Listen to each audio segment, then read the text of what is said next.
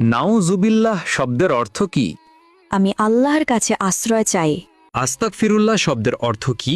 আমি আল্লাহর কাছে ক্ষমা চাই। আল্লাহু আকবর শব্দের অর্থ কি? আল্লাহ মহান বা আল্লাহ সর্বশ্রেষ্ঠ। মাশা আল্লাহ শব্দের অর্থ কি? আল্লাহ যেমনটি চেয়েছেন। জাযাকাল্লাহ শব্দের অর্থ কি? আল্লাহ তাআলা আপনাকে উত্তম প্রতিদান দিন। আসসালামু আলাইকুম এর অর্থ কি? আপনার মৃত্যু হোক। সালাম আলাইকুমের অর্থ কি? উটের নাড়ি ভুঁড়ি আপনার জন্য।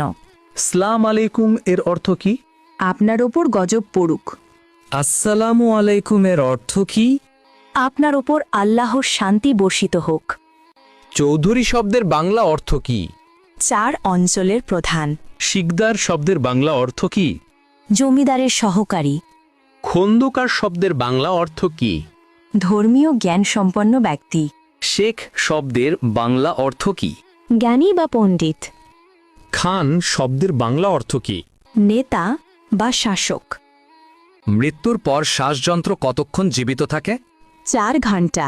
মৃত্যুর পর মস্তিষ্ক কতক্ষণ জীবিত থাকে? 20 মিনিট। মৃত্যুর পর কিডনি কতক্ষণ জীবিত থাকে?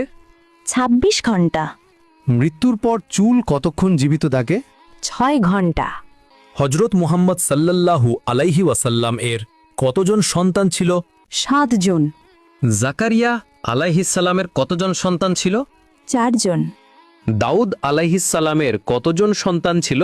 4 জন। সুলাইমান আলাইহিসসালাম এর কতজন সন্তান ছিল? 4 জন।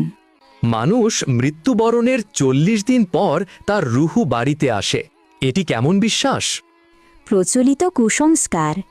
মাজারে ও পীরের দরবারে সিজদা করার বিধান কি? হারাম। বান্দার কোন আমলে আল্লাহ তাআলা সবচেয়ে বেশি খুশি হয়? তওবা করা। একজন মুসলিমের ওপর সর্বপ্রথম ওয়াজিব কি? তাগুতকে অস্বীকার করা। আল্লাহুম্মা গফিরলি শব্দের বাংলা অর্থ কি? হে আল্লাহ, আমাকে ক্ষমা করুন। ওয়ারহামনি শব্দের বাংলা অর্থ কি? আমার প্রতি দয়া করুন। ওয়াহদিনী শব্দের বাংলা অর্থ কি? আমাকে সঠিক পথ দেখান। ওয়া আফিনী শব্দের বাংলা অর্থ কি? আমাকে সুস্থতা দান করুন। ওয়ারজুগনি শব্দের বাংলা অর্থ কি? আমাকে রিজিক দান করুন। আল্লাহুম্মা গফিরলি শব্দের বাংলা অর্থ কি? হে আল্লাহ, আমাকে ক্ষমা করুন। ওয়ারহামনি শব্দের বাংলা অর্থ কি? আমার প্রতি দয়া করুন। ওয়াহদিনী শব্দের বাংলা অর্থ কি? আমাকে সঠিক পথ দেখান। ওয়া আফিনী শব্দের বাংলা অর্থ কি? আমাকে সুস্থতা দান করুন।